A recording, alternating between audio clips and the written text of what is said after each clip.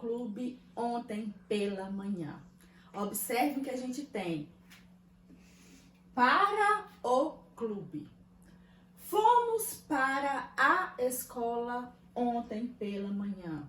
A gente tem aqui para a escola. Fomos a escola ontem pela manhã. O que a gente tem aqui? A mais a. O que acontece nesse caso? Nesse caso eu tenho o verbo ir. Se eu vou a algum lugar. Então, fomos a. E eu tenho o artigo da palavra escola.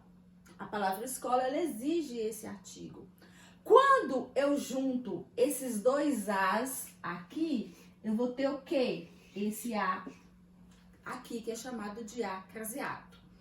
Quando eu digo fomos para o clube, eu tenho uma preposição, que é esse para, aqui, e tenho um artigo, que é clube. Só que o artigo que eu tenho em clube é um artigo masculino, porque a palavra clube é uma palavra masculina. Se eu substituir esse para por vamos a, que é exigido pelo verbo ir, eu vou ter fomos a mais o, eu vou ter fomos ao clube. E aí, qual é a diferença entre a colocação das preposições e o uso da crase aqui? Observem o seguinte. Nesse terceiro caso, fomos a escola ontem pela manhã. O que eu tenho? Eu tenho o verbo ir, que exige uma preposição a. Então, fomos a. E eu tenho o substantivo escola, que vem acompanhado de um artigo a. Nesse caso, eu tenho o quê? A fusão, a junção de dois as. Um a que é artigo e um a que é preposição. E tenho aqui, por quê? Porque eu tenho aqui uma palavra feminina. Senão, eu não teria essa fusão de dois as.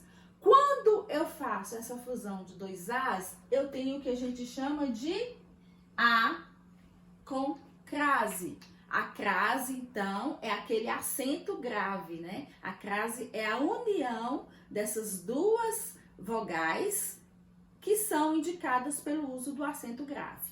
Já no primeiro caso, o que eu tenho? Eu tenho fomos para o clube. Eu tenho aqui uma preposição, mas eu tenho um artigo no masculino. Se eu substituir essa preposição como exige o verbo ir, fomos a, eu vou ter o quê? Fomos ao clube e não a clube.